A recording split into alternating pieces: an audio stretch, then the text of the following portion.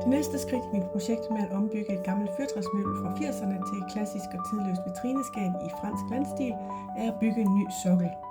Hvis du vil se de foregående videoer, så klik på linket til hele playlisten i kommentarfeltet herunder.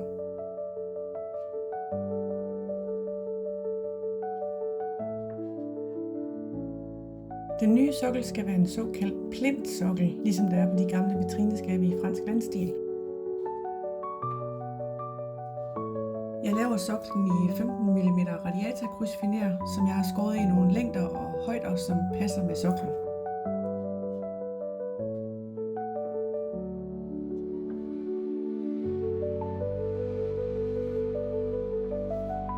Jeg vil gerne bevare de runde fødder, så skabet fortsat har noget stabilt at stå på.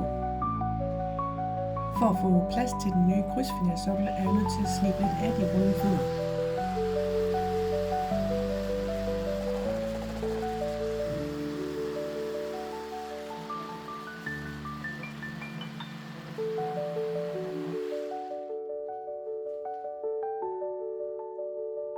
For at få hjørnerne til at passe sammen på soklen, så skal enderne skæres i en vinkel på 45 grader.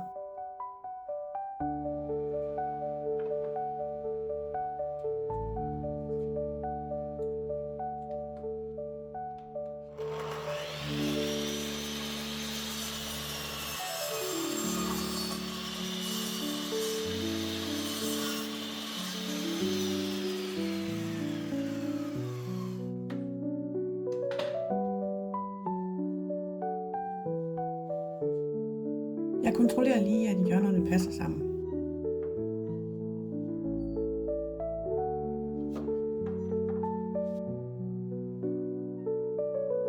For at sikre, at soklen er stærk, har jeg fået fat i et stykke konstruktionstræ, som måler 45 x 45 mm.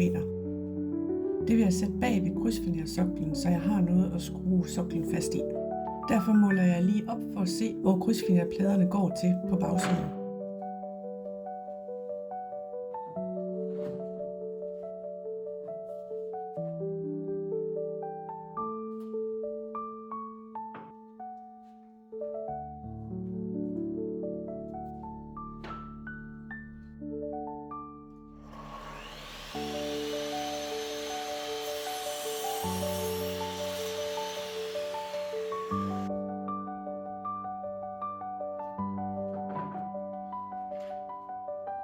Jeg tjekker også lige, at de skruer, jeg bruger til at skrue konstruktionstræet fast med, at de rent faktisk er lange nok til, at de kan gå ind i træet på vitrineskabet.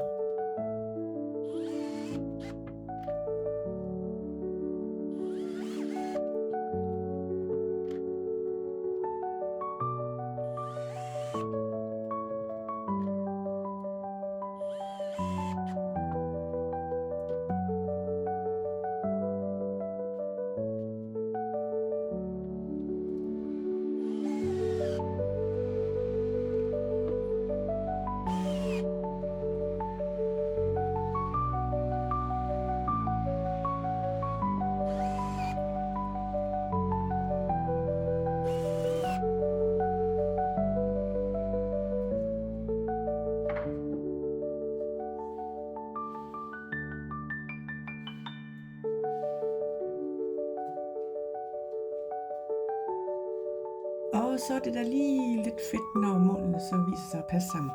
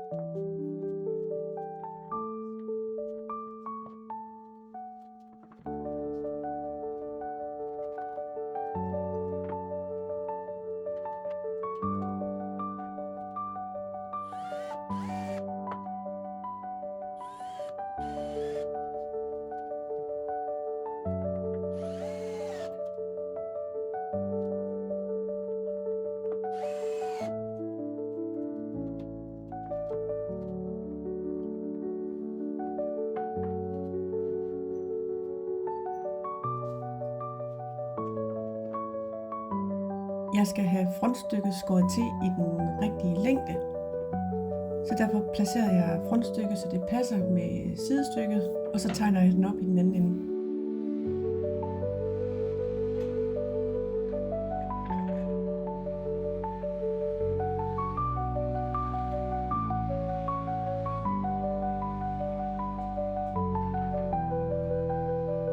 Og her skærer jeg også enden i en vinkel på 45 grader, så jeg kan lave en flot hjørneafslutning med sidestykket.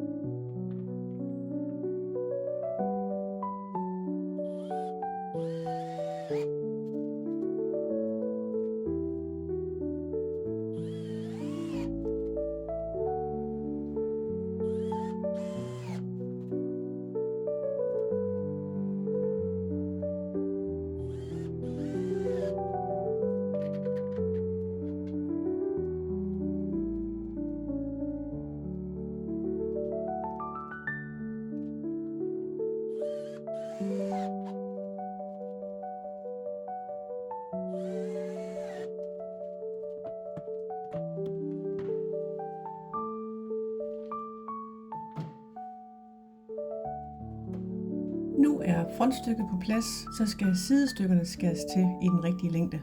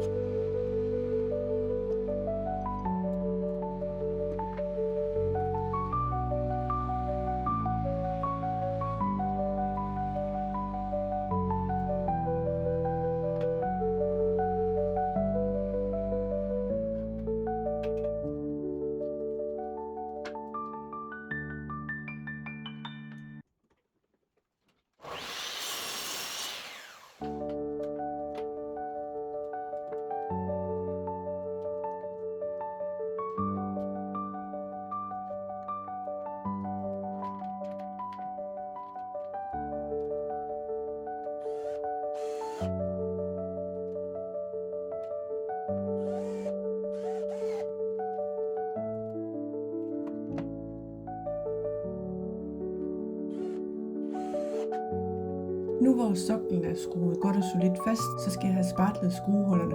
Før jeg gør det, slipper jeg lige hen over skruehullerne for at sikre en jævn overflade og for at fjerne eventuelle splinter.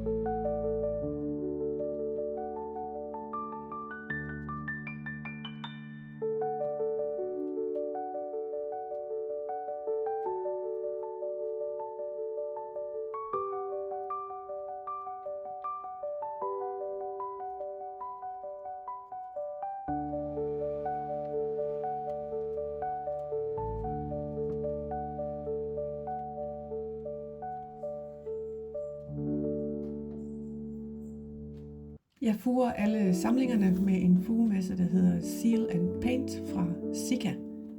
Den er super fleksibel i forhold til, hvis træet det arbejder, og så er den også egnet til at male på.